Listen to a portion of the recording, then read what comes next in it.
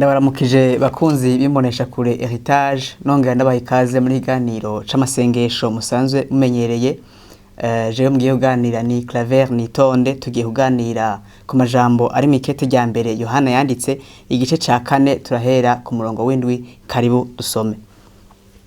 Abo nkunda dukundane kuko urukundo ruva ku Mana. Umuntu wese akundana yavyawe n'Imana kandi azi Imana.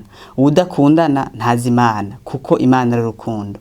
Iki nico casoreye urukundo rw'Imana muri twebwe, nuko Imana yarungitse umwana wayo w'ikinege mw'isi kugira ngo duheshwe ubugingo nawe. Ndasubiramwo umurongo. Iki nico casoreye urukundo rw'Imana muri twebwe, nuko Imana yarungitse umwana wayo w'ikinege mw'isi kugira ngo duheshwe ubugingo nawe. Iki nico kiri mu rukundo, si uko twebwe twakunze Imana, ariko nuko yari yo yadukunze igatuma umwana wayo kuba impongano y'ivyaha vyacu. Abo nkunda, ko Imana yadukunze ityo, natwe dukwiye gukundana. Ntawe wigeze kubona Imana. Dukundanye, Imana iguma muri twebwe no kuyikunda kuba guhinguwe muri twebwe. Amen. Umuntu yitwa Abraham Maslow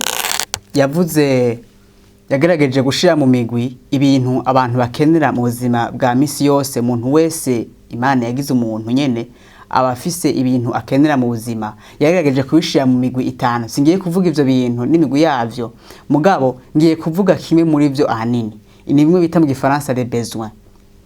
Yavuze ko muri ivyo bintu 5 harimwo icuko umuntu akeneye gukundwa, arakeneye urukundo. Umuntu yama yibaza ati mbega abantu turi kumwe barankunda, mbega abantu tubana, mbega umuntu w'umugenzi arankunda vy'ukuri. N'igihe dukijijwe ico cifuzo ntigica gifudika, kiguma muri twebwe. Turanibaza ati mbega vy'ukuri Imana irankunda, Imana iranyitwararitse, nduw'igiciro kuri yo, ndi inshuti magara kuri yo. Uyu munsi nashaka imbere yo gusenga tuganire canke turabire hamwe ipfundo ry'urukundo rw'Imana, canke ingene Imana yaseruye urukundo dukunda mu buryo budasanzwe. Ni hehe yagombye kurutwerekera mu buryo bw'umwihariko, naho nahandi hariho. Ikicete canke irikete ryanditswe na Yohana, nkuko ariwe yanditse n'aya makete yandi abiri akurikira, kandi akaba ari nawe yanditse ubutumwa bwiza bumwitiriwe. Abantu yandikiye bariko bahura n'ibibazo bitandukanye, harimo ko bari batewe n'inyigisho z'ibinyoma. Inyigisho z'ibinyoma rero iyo zije kubera isoko yazo canke uzirungika ari umwansi Satani, ziba zigamije ubwa mbere kumatura umuntu zimukura ku Mana, ziba zije kumutandukanya n'uwamukunze ari w'Imana. Mugabo kandi ziba zije kumutandukanya na bene data, hanyuma inkurikizi ziraba nyinshi zitari nkeya. Urukundo ni jambo riguma rigaruka mu majambo ya Yohana, haba mu butumwa bwiza, haba muri aya makete yanditse, ni jambo riguma rigaruka, aguma acako akarongo. Rero twama dufise ingorane mu kwiyumvira cyane, mu kugerageza, mu gupimira urukundo Imana dukunda mu bintu kanaka tubisabye muri ubuzima. Umuntu akavuga ati Imana namba nkunda nkorera iki, namba nkunda mpiki. Kenshi n'amashimwe yacu dushima tuvuga ngo Imana yaranyeretse urukundo rwayo bene data, ngo narabonye ingene Imana inkunda, yarampaye urugo, yarampaye umugabo, yarampaye umugore, yarampaye abana, yarampaye inzu, ubu ndafise imodoka, ndafise nanje uburyo bwo kwiyunguruza n'ibindi bintu bitandukanye. Ivyo bintu byose si uko ari bibi, si nuko Imana itabitanga, irabiduha kandi turanabisaba, turabikeneye, iranazi ko tubikeneye. Mugabo ni nakaga gakomeye, ni ingorane ikomeye igihe dupimira urukundo rw'Imana muri ivyo bintu. Imana kwitampaye ibi bireka kwitankunda, kwitampaye ibi mbona umengo ndagize amakenga y'urukundo Imana inkunda. Nagomba mvuga ijambo rikomeye, umuntu wese tugwiye dusengane anyumvirize. Nitutabona urukundo Imana dukunda ubwa mbere mu gikorwa yakoze cyo kuturungikira umwana wayo w'ikinege ngo apfire ivyaha vyacu, tuzokwama dufise ivyo dupfa nayo, tuzokwama dufise amatati n'Imana. Uti kubera iki? Ivyo bintu dukeneye ntivyigera bihera. Mu Gifaransa bavuga ngo les besoins sont illimités, ntivyigera bihera. Iyo uronse kimwe kihamagara ikindi.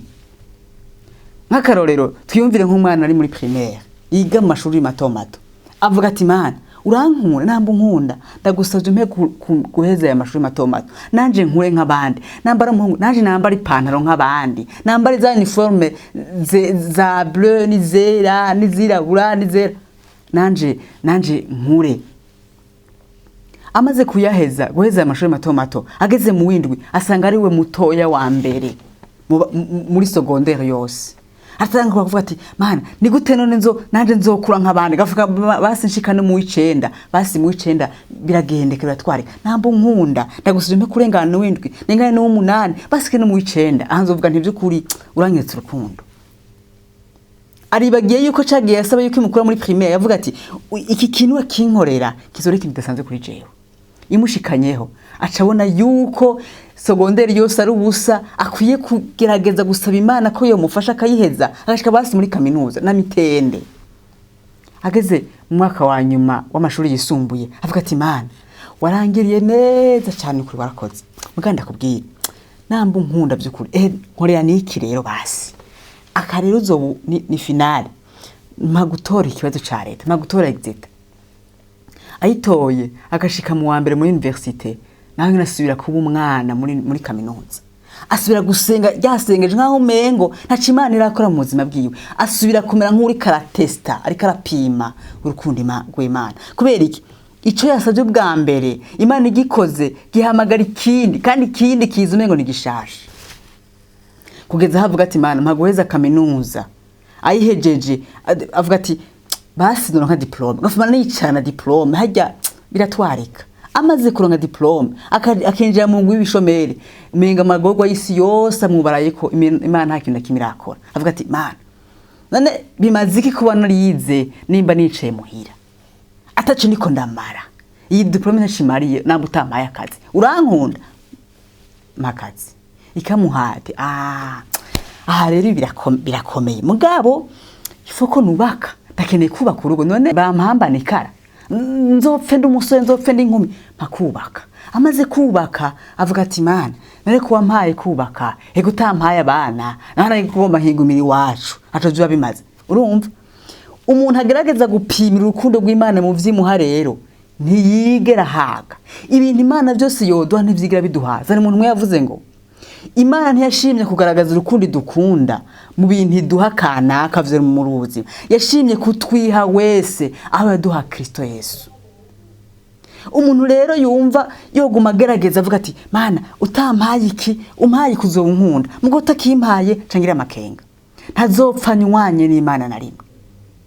Bantu b'Imana Imana n'umuvyeyi nta muntu nimba uri kurankurikirana n'umuvyeyi uri umupapa canke uri umumama abana bawe hamwe bogerageza gupimira urukundo mu vyubaha mu kugusaba ivyo bashaka byose ngo bibahe ntibopfa bemeye kubakunda kubera hari bitazobaha kandi bakunda.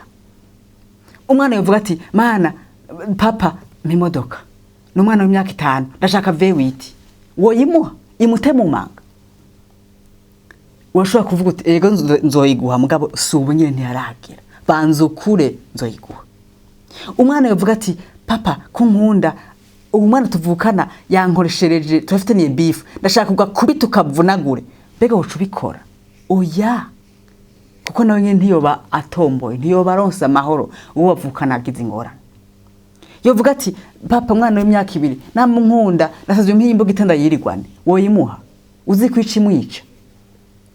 Natwe nuko havi dusaba Imana mu rukundo rwaye kabona yuko igihe cavyo kitaragera yo biduha byo twica ni nka ya modoka yo habwe umwana w'imyaka 5 yo bikora abo turi kumwe abadukikuje bogira ingorane yo biduha byo twica yo biduhaye imbugita yo biduhaye ibuye twayisavye umutsima.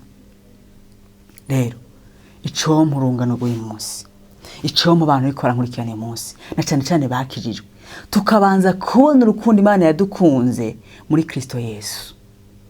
Imana ni nkuko yafashe ubutunzi bwose yari ifise mu ijuru irabukunkumura irabuduha ibuha twebwe abana b'abantu kandi ibuhabagararije babi nico yabona twari dukeneye imbere y'ibindi byose. Kandi mwibuke nta muntu yari gusenga avuga ngo Mana duha umwana ngo turungikire ca kinege cawe nindi yari gusenga iryo sengesho nico kintu ca mbere twari dukeneye imbere y'ibindi byose.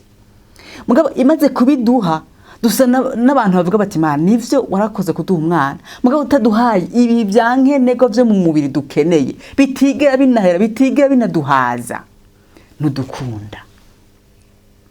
Ni nk'ukurogota ku Mana, ni nk'ukurogota ku Mana tuvuga tuti urukundo wadukunze uku kuntu washimye kururongora ntikuduhagije ntikutunyuze ntiwabitondetse neza wari kubanza ukaduha ivyo mu mubiri ibi dukeneye vya buri munsi niho wari kuba ukoze ahakomeye.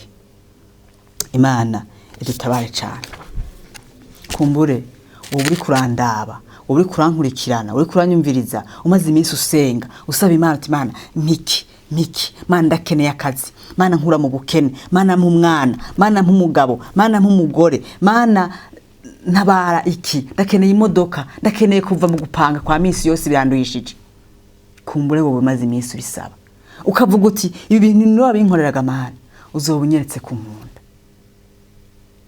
Hindura iryo sengesho ryawe, iyo ntumbero siyo.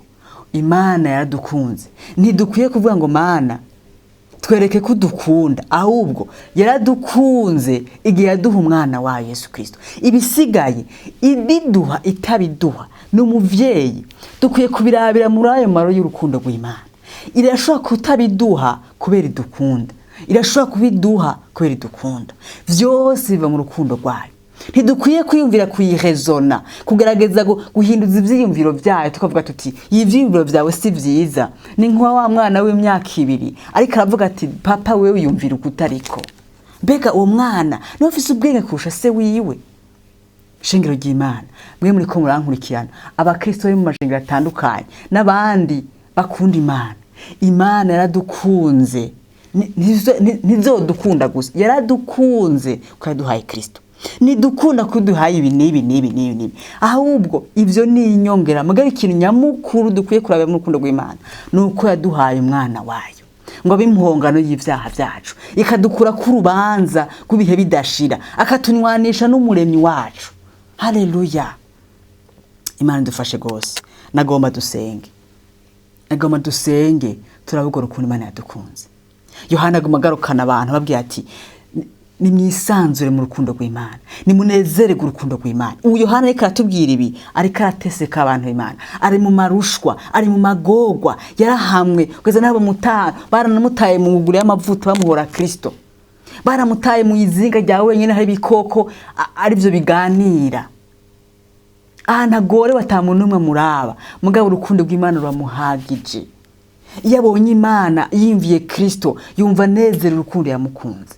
Suko ntavuga ngo kutankuye muri ibi nkunda, kutankoreye iki nkunda.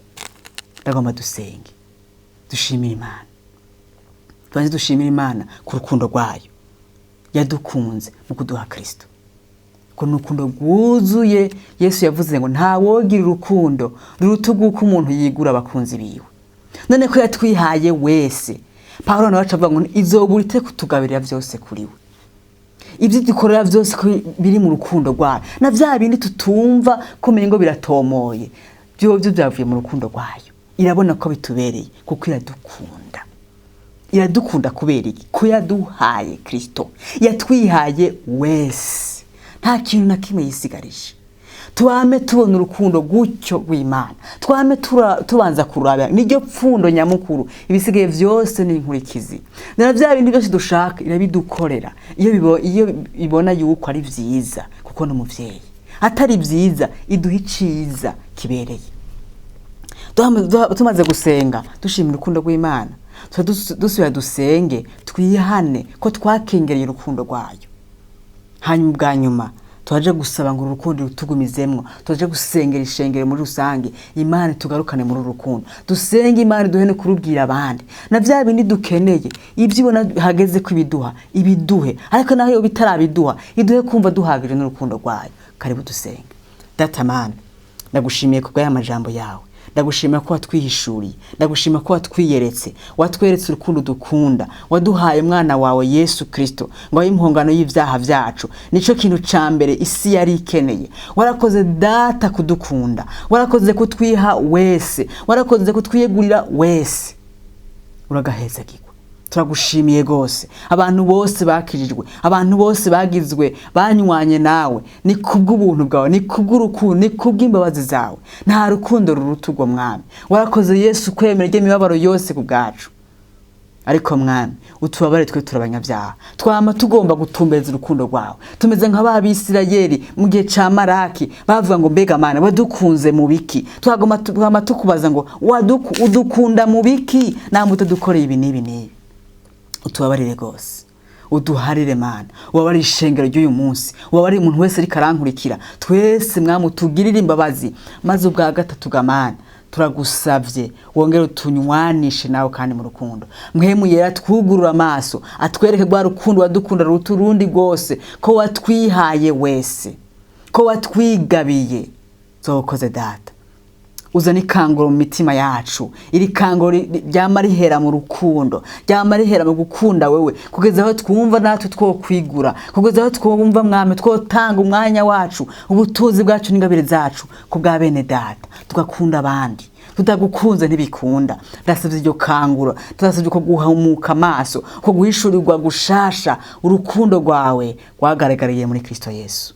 Urakoze nushimwe. Uhezagire umuntu wese karadukurikirana, umuntu wese zo kumva ya majambo, umuhindure, umukangure kandi umukomeze. Urakoze n'izina rya Yesu Kristo.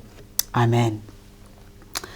Ndagushimiye mukunzi wankurikiranye, ubanye natwe muri aya masengesho. Ndaguteye intege kubandanya kuyasoma kandi ushishikare kurondera guhishurirwa no kubona urukundo rw'Imana. Imana duhezagire, tugire ibihe vyiza naho utaha.